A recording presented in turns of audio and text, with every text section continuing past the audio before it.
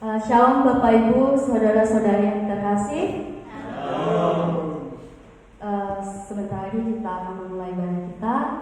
Namun sebelum itu, mari kita tenangkan hati dan pikiran kita. Mari kita saat teduh saja. Saat teduh.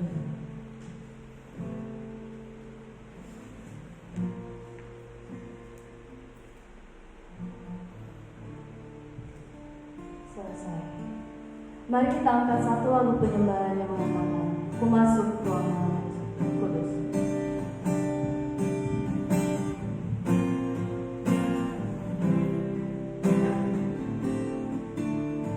Katakan, ku masuk ruangan.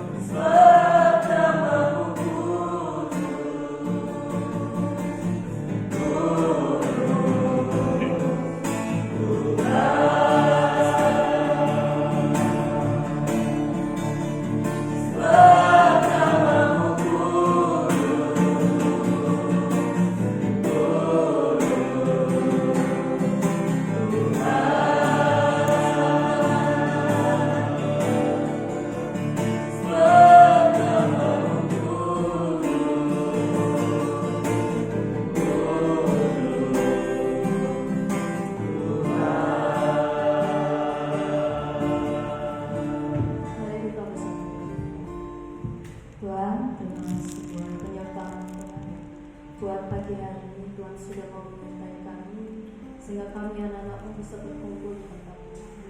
Tuhan Yesus, kami sadar Tuhan, kami orang-orang yang penuh dengan dosa. Tuhan, suci kuduskan, layakkanlah hidup kami datang di hadirat-Mu pada saat ini. Tahirkan kami dalam kuasa darah-Mu, Tuhan Yesus. Tuhan, sebentar lagi kami akan memulai ibadah kami, Tuhan. Biarlah penyertaan-Mu selalu menyertai hidup kami. Biarlah hadirat-Mu ada di tengah-tengah kami, Tuhan.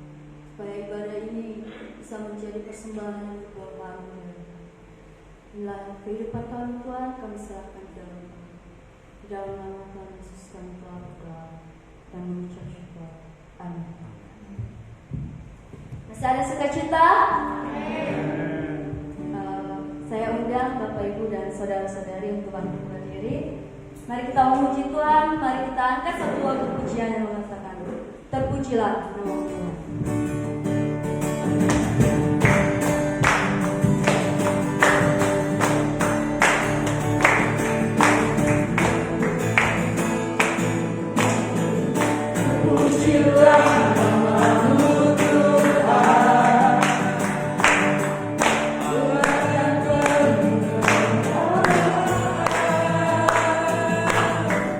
Satu suara kami nyatakan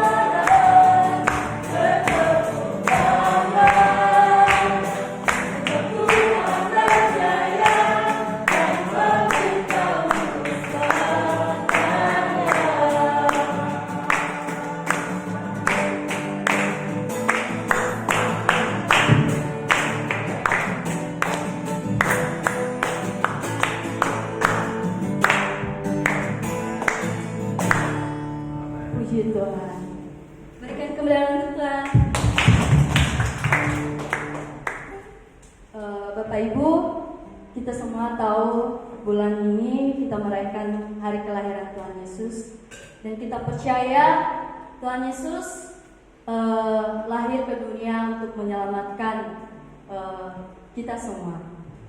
Mari kita puji lagi Tuhan, mari kita puji lagi Tuhan Yesus.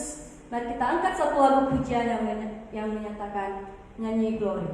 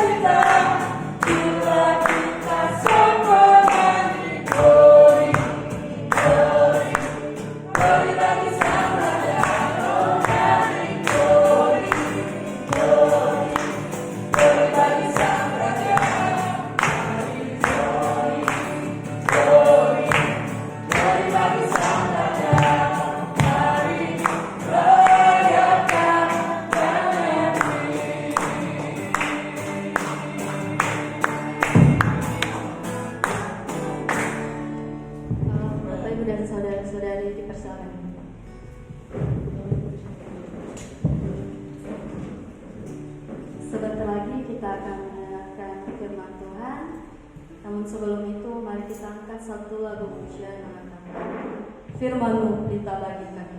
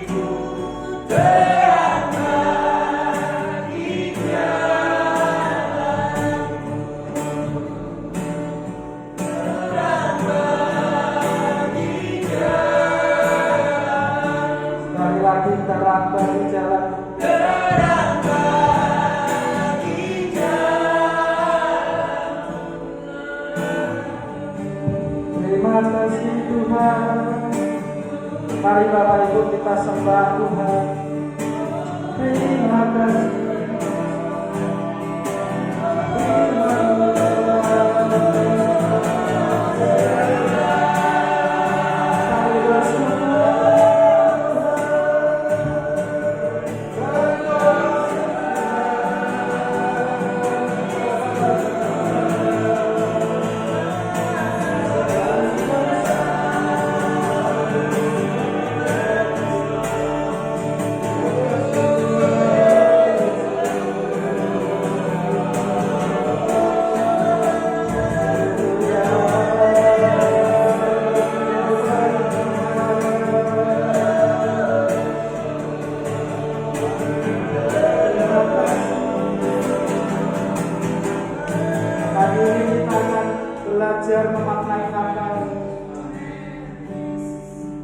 Supaya tahun ini Natal adalah tahun yang baru dalam hidup kita, suatu makna yang baru dalam hidup kita,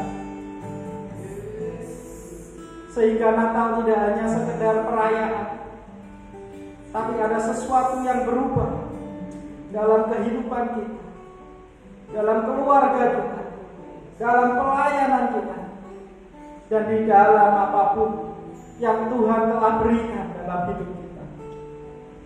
Terima kasih Tuhan. Bapa yang ada di surga, kalau sebentar kami mau belajar kebenaran firman-Mu ya Tuhan. Engkau urapi hamba-Mu yang terbatas ini Tuhan. Engkau berkati dan jamah setiap penonton channel ini Tuhan. Dan juga setiap undangan beberapa sahabat kami yang boleh hadir ibadah bersama kami pagi hari ini Tuhan. Biar tak seorang pun luput dari berkat firman-Mu Tuhan. Berbicaralah Tuhan. Yang siap dengar firman Tuhan, mari sama-sama katakan amin. Salam Bapak Ibu. Pertama-tama saya mengucapkan terima kasih buat setiap sahabat yang meluangkan waktu untuk ibadah Natal bersama Raja Komputer. Jadi pada waktu membuat undangan saya sempat bingung, ini lebih cocok ibadah Raja Komputer, Sony Education atau Lukas Family Channel. Ya, saya ambil Raja Komputer saja. Mungkin minggu depan Sony Education Natalan lagi. Jadi Natalan terus bercanda saudara. Intinya adalah saya hanya mengundang 20-an orang dan sahabat-sahabat dekat saya. Ya, semua tergabung dalam STI atau Dalet dan atau keduanya. Ya, STI, Dalet dan atau keduanya. Dan yang lebih penting dari itu juga yang sama pentingnya Bapak Ibu, ada pelayanan channel di YouTube saya. Jadi ini untuk memberkati mereka, para penonton channel YouTube Lukas Sony. Selamat Natal, selamat datang Bapak Ibu juga penonton channel. Nah, hari ini kita akan belajar satu tema firman Tuhan yang saya beri judul Ingatan Saat Natal. Ingatan saat Natal. Sebuah pendahuluan Bapak Ibu. Yang diingat orang tentang Natal adalah kira-kira apa betul? pohon Natal, ornamennya gitu ya. Kado Natal, lilin Natal. Mungkin ada juga reoninya ya. Kalau sekolah-sekolah Kristen, kalau reoni biasanya ambil di Natal. Sekolah Kristen, reoni saat Natal, perayaannya dan sebagainya. Kalau saya pribadi waktu kecil dulu, saya sangat mengingat Natal karena di gereja kami waktu itu ada namanya tukon-tukon. Di Pak Bambang ada ya tukon-tukonnya. Jadi tukon-tukon itu kami tidak diberi kado berupa bingkisan langsung, tapi berupa uang-uangan. Karena uang kertas waktu itu, kan uang-uangan gitu. Lalu sesuai dengan jumlah kami hadir di gereja. Dan guru-guru sekolah minggu buka bazar gitu, jual buku, jual alat tulis, jual snack dan sebagainya. Dan kami seperti seolah-olah punya uang gitu. Nah itu yang saya tunggu-tunggu saat kecil dulu.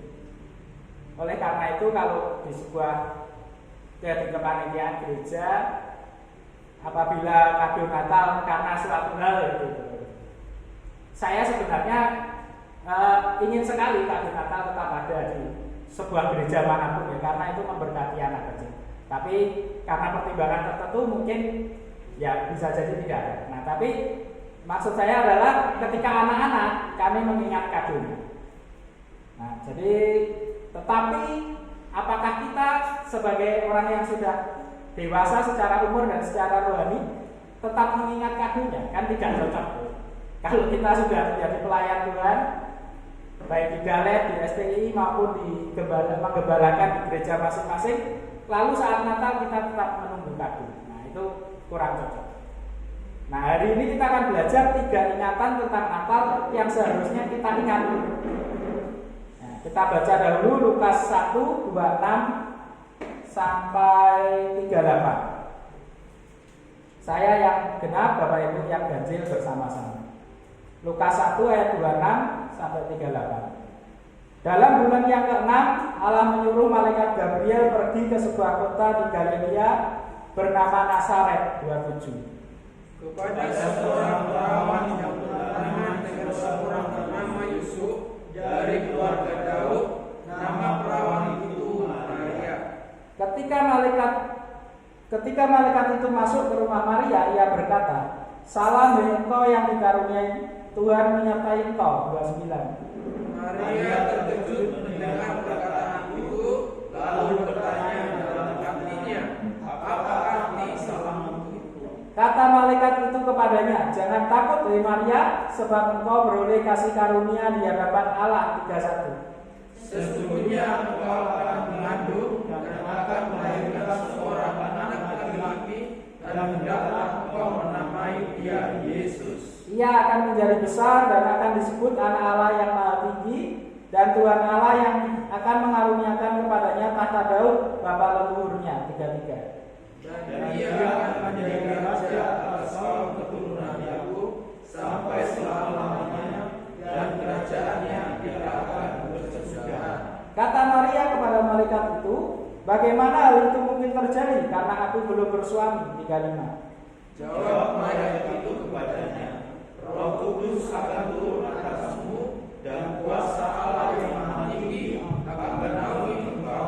Sebab itu anak yang kau lahirkan itu akan disebut kudus, anak Allah." Dan sesungguhnya Elisabet sanakmu itu, ia pun sedang mengandung seorang anak laki-laki pada hari tuanya, dan inilah bulan yang ke-6 bagi dia yang disebut mandul itu. 37. Sebab bagi Allah tidak ada yang mustahil. Kata Maria, "Sesungguhnya aku ini adalah hamba Tuhan, jadilah padaku menurut perkataanmu itu." Lalu malaikat itu meninggalkan dia. Nah Bapak Ibu yang dikasihi Tuhan, yang pertama harus kita ingat ketika Natal datang adalah ingat Allahnya. Ingat Allahnya, saudara. Ingatlah Allah kita. Saya baca di ayat 30. Kata malaikat itu kepadanya, "Jangan takut, hai Maria, sebab engkau beroleh kasih karunia di hadapan Allah." Nah, saudara, di sini kita belajar satu sifat Allah, yaitu bahwa Ia memilih kita karena kasih karunia saja. Jadi, saudara, Tuhan memilih Maria, Tuhan memilih Yusuf sebagai sarana, sebagai orang yang dipakai Tuhan untuk sebagai orang tua dari Tuhan Yesus Kristus, itu karena kasih karunia. Kalau kita berpikir ya, kenapa Tuhan memilih orang yang sederhana, kenapa Tuhan memilih lahir di kandang domba dan sebagainya? Karena Dia adalah Allah yang sederhana dan Dia memilih kita karena kasih karunia saja. Nah, kalau saudara tahu seorang pengkhotbah besar namanya Billy Graham, saya baca bukunya beberapa waktu lalu. Kita mungkin berpikir Billy Graham luar biasa, banyak potensi, banyak karunia dan sebagainya. Tetapi Billy Graham di saat berdoa dia berkata, dia heran kenapa Allah memilih dia. Dari sekian banyak orang untuk pekerjaan itu, kenapa Allah memilih dia? Dia tidak merasa ada sesuatu yang lebih dalam hidupnya. Dan dia yakin bahwa itu hanya semata-mata karena kasih karunia Tuhan. Nah, jadi saudaraku, pagi ini kita diingatkan bahwa ketika ingat Natal, maka ingatlah Allah. Ia adalah Allah yang telah memilih kita, entah di tempat pelayanan kita dimanapun saudara, baik di STI, baik di Dalet maupun di gereja saudara masing-masing. Dan Allah memilih kita karena kasih karunia. Sama seperti Dia memilih Maria, sama seperti Dia memilih Yusuf. Berikutnya, ketika kita mengingat Allah, maka kita harus ingat juga bahwa Dia Allah yang berkuasa. Ayat 35 saya baca saudara.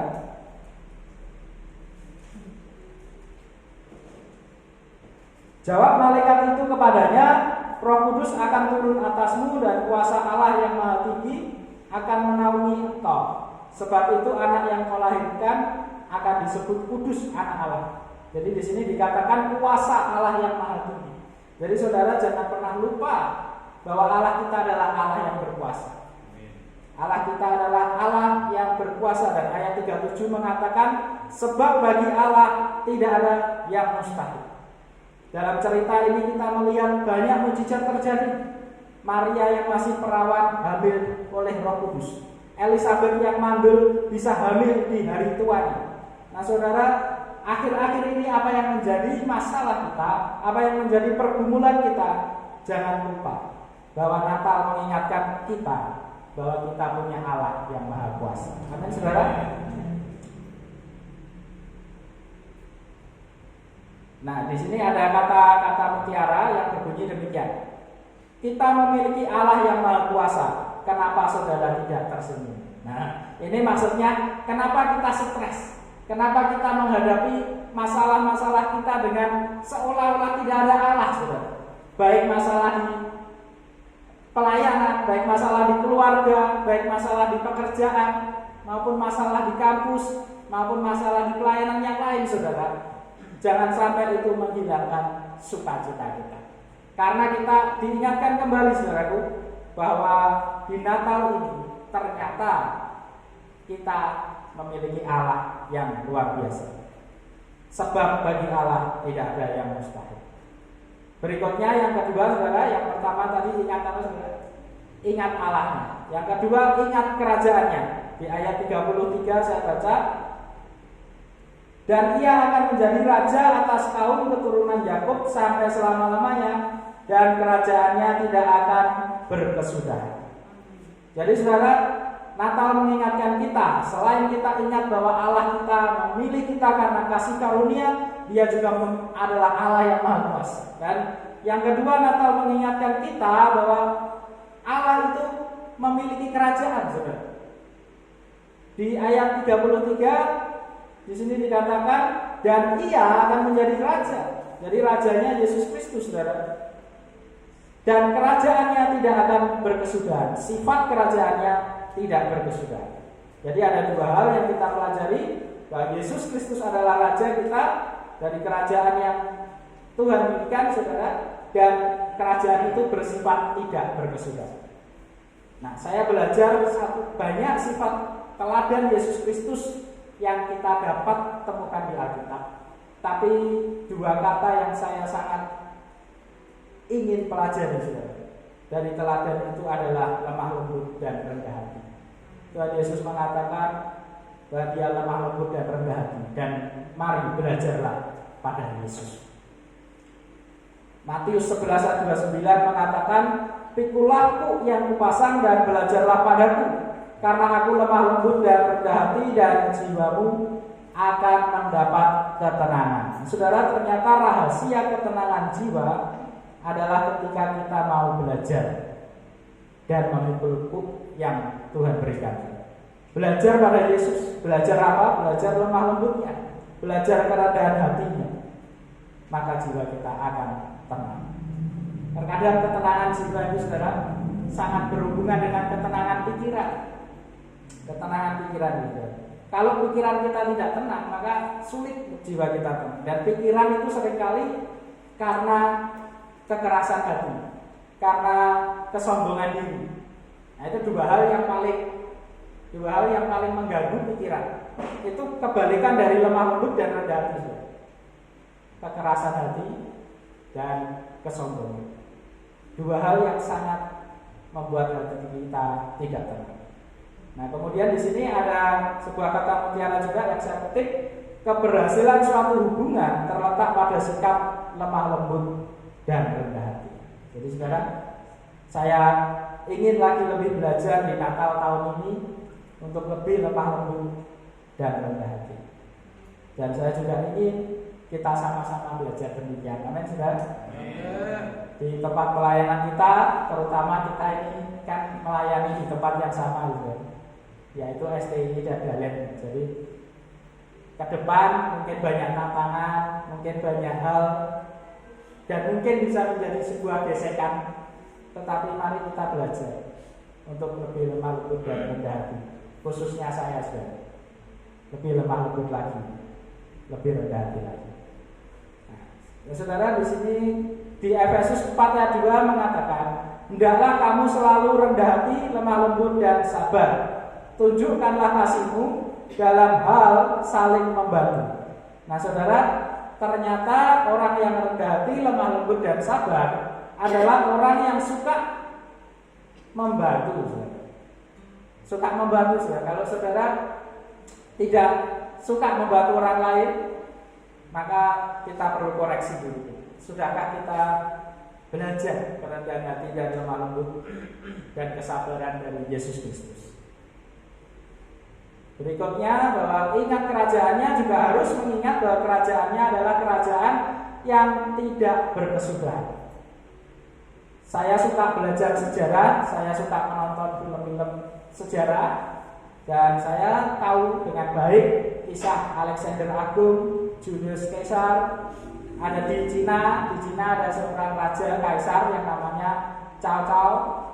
Di Indonesia ada juga namanya Raden Wijaya dan sebagainya. Nah, saudara, raja-raja yang agung ini, kaisar-kaisar yang agung ini, saudara, istananya megah, wilayahnya luas, prajuritnya banyak, tapi kerajaannya berkesudahan.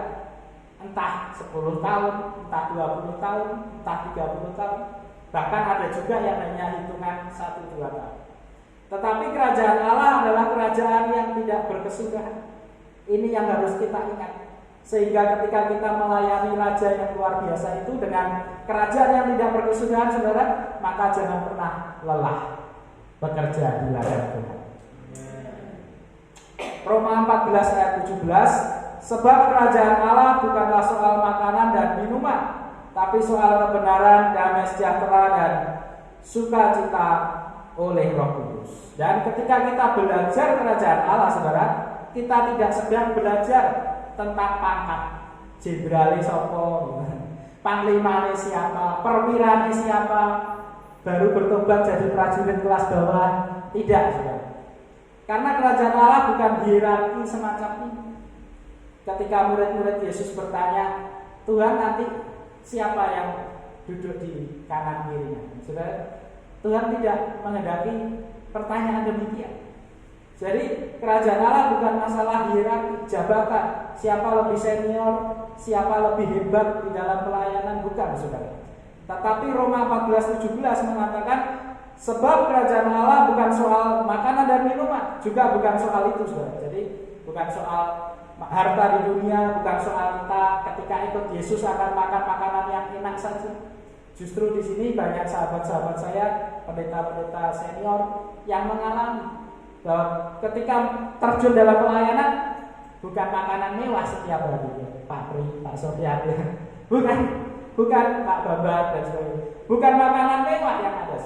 Jadi kerajaan Allah bukan bicara demikian, tapi soal kebenaran, damai sejahtera dan sukacita oleh Roh. Adakah kebenaran, adakah sukacita dan damai sejahtera dalam hidup kita? Suatu kali saudara, ada seorang konglomerat tua yang dia sedang ingin mencari damai sejahtera. Dia ingin membeli sebuah lukisan di sebuah galeri lukisan pelukis terkenal. Dan dia bertanya kepada pelukis itu, tolong carikan saya lukisan ketika melihatnya ada damai sejahtera dalam gambaran itu. Lalu pelukis itu membawa kepadanya seekor lukisan kucing yang tidur nyenyak. Lalu dia bilang, saudara, kucing yang tidur nyenyak ini bukanlah gambaran dari keadaan damai sejahtera. Karena ketika kucing ini nanti bangun, dia kembali ingat lagi akan masalah-masalahnya. Nah, jadi saudara, tidur tidak membuat kita bebas dari masalah. Tidur tidak membuat kita menghilangkan masalah. Ketika bangun, maka masalah itu akan ada lagi. Lalu pelukis ini mengambil lukisan yang berikutnya, yaitu keadaan alam yang tenang. Keadaan alam yang tenang. Jadi gambar pohon, gambar pantai yang tenang. Lalu orang kaya ini juga tidak setuju. Lukisan ini tidak menggambarkan damai sejahtera. Ini hanyalah potret sementara. Suatu kali kalau ada badai, ada topan, maka keadaan itu tidak lagi demikian. Lalu akhirnya dia menemukan sebuah lukisan. Dia melihat seekor burung di tengah badai laut. Burung itu terbang dengan santai. Nah, ini lukisan yang saya cari, kata orang kaya. Walaupun badai kehidupan datang menerpa, tapi burung ini tenang. Nah, saudara, demikianlah damai sejahtera kita di dalam Tuhan.